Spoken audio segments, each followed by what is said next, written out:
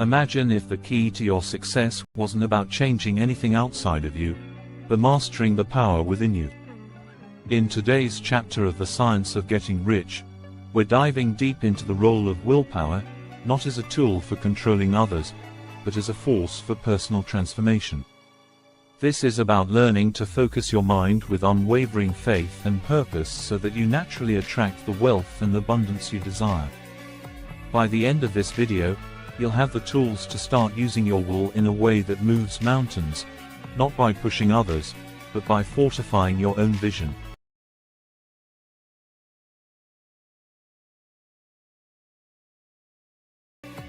Chapter 9.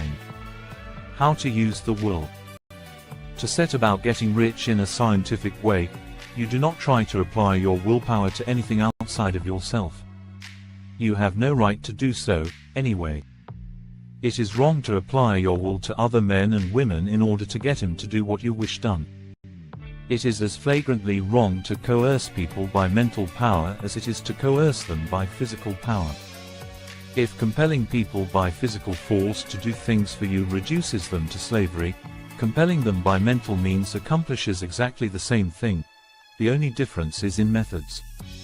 If taking things from people by physical force is robbery, then taking things by mental force is robbery also. There is no difference in principle. You have no right to use your willpower upon another person, even for his own good, for you do not know what is for his good. The science of getting rich does not require you to apply power or force to any other person in any way whatsoever. There is not the slightest necessity for doing so. Indeed, any attempt to use your will upon others will only tend to defeat your purpose. You do not need to apply your will to things in order to compel them to come to you. That would simply be trying to coerce God, and would be foolish and useless, as well as irreverent. You do not have to compel God to give you good things any more than you have to use your willpower to make the sun rise. You do not have to use your willpower to conquer an unfriendly deity or to make stubborn and rebellious forces do your bidding. Substance is friendly to you and is more anxious to give you what you want than you are to get it. To get rich, you need only to use your willpower upon yourself.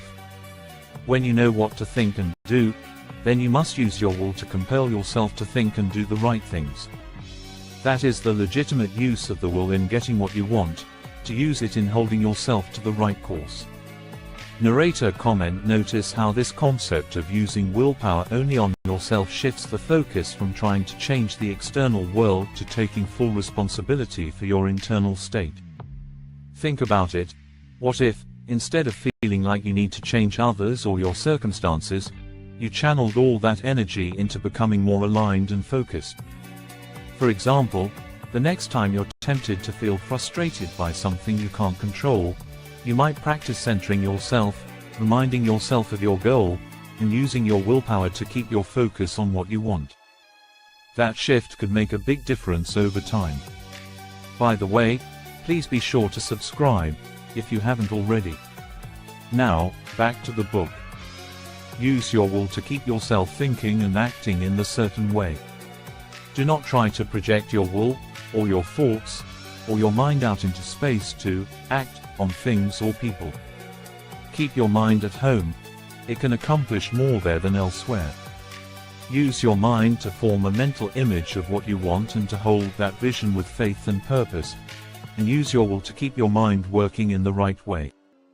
The more steady and continuous your faith and purpose, the more rapidly you will get rich, because you will make only positive impressions upon substance, and you will not neutralize or offset them by negative impressions. The picture of your desires, held with faith and purpose, is taken up by the formless and permeates it to great distances, throughout the universe, for all I know.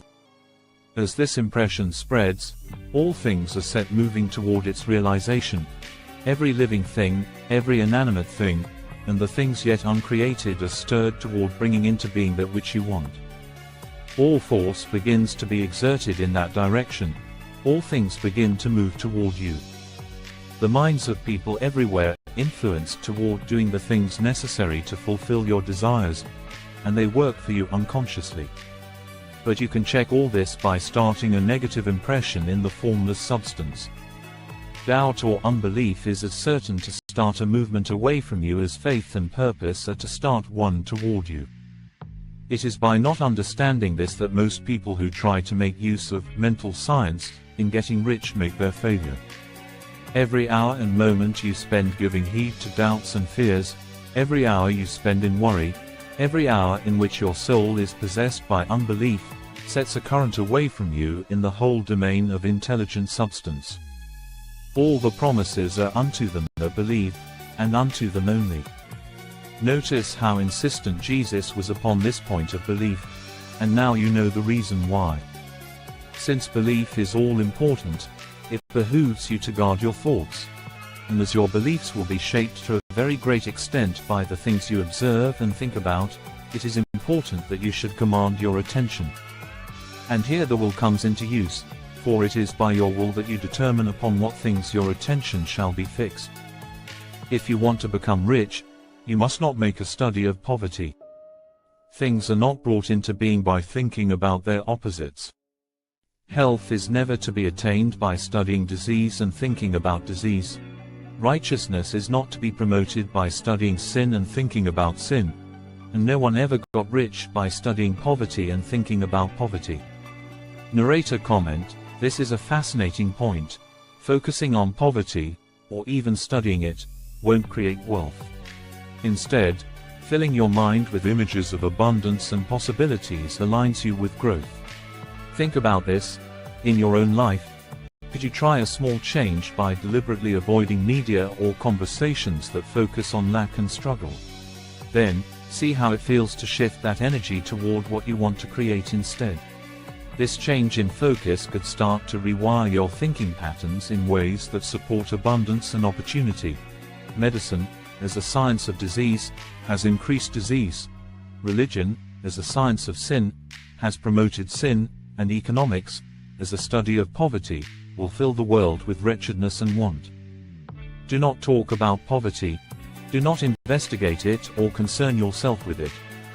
Never mind what its causes are. You have nothing to do with them. What concerns you is the cure.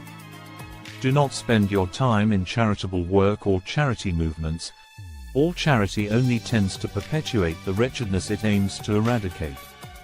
I do not say that you should be hard-hearted or unkind, and refuse to hear the cry of need, but you must not try to eradicate poverty in any of the conventional ways. Put poverty behind you, and put all that pertains to it behind you, and make good. Get rich. That is the best way you can help the poor. And you cannot hold the mental image which is to make you rich if you fill your mind with pictures of poverty. Do not read books or papers which give circumstantial accounts of the wretchedness of the tenement dwellers, of the horrors of child labor, and so on. Do not read anything which fills your mind with gloomy images of want and suffering. You cannot help the poor in the least by knowing about these things, and the widespread knowledge of them does not tend at all to do away with poverty. What tends to do away with poverty is not getting pictures of poverty into your mind, but getting pictures of wealth into the minds of the poor.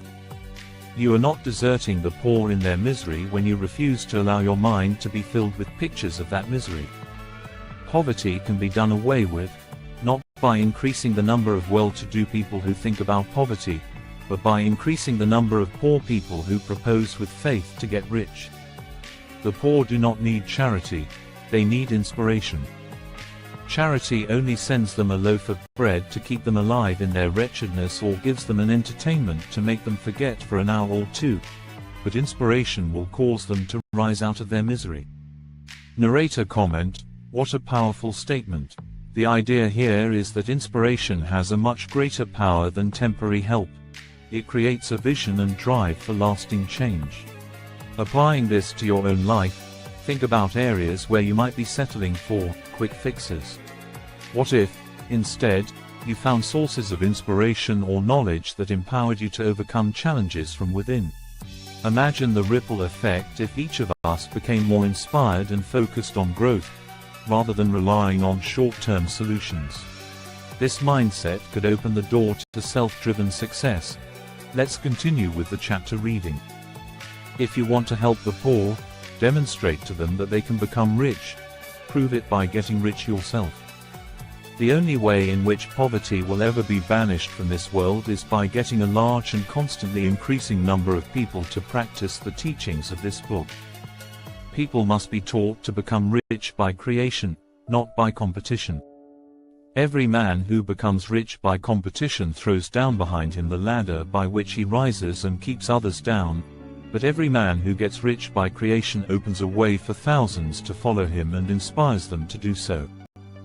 You are not showing hardness of heart or an unfeeling disposition when you refuse to pity poverty, see poverty, read about poverty, or think or talk about it, or to listen to those who do talk about it. Use your willpower to keep your mind off the subject of poverty and to keep it fixed with faith and purpose on the vision of what you want. As we wrap up Chapter 9, How to Use the Wool, let's reflect on the powerful message we've just explored. This chapter highlights the importance of directing willpower within ourselves, not to control others or force outcomes, but to master our own minds, focusing intently on our vision of abundance. Through unwavering faith and purpose, this chapter teaches us to align our thoughts with what we truly desire, cultivating a mindset that naturally draws wealth and fulfillment. Now, take a moment to consider. Are there places in your life where doubts or distractions keep you from fully believing in your goals? How might your approach to helping others change if you focus on inspiring them rather than solving their problems for them? And where do you tend to focus on obstacles rather than solutions? And what would happen if you shifted to seeing only possibilities? To put these ideas into action, I invite you to try a simple but powerful activity. Spend just 5 minutes each day visualizing one of your goals, holding that vision with clarity and conviction. Notice how this focused practice impacts your mindset. As you feel yourself growing stronger in holding this vision, you'll be ready for the next chapter, Further Use of the Wool, which dives even deeper into how we can use our wool to propel us towards our greatest ambitions. Stay with us, you're building a foundation for powerful change. Please remember to subscribe, like and share our videos. Turn on the notification bell so that you won't miss the next chapter in the science of getting rich.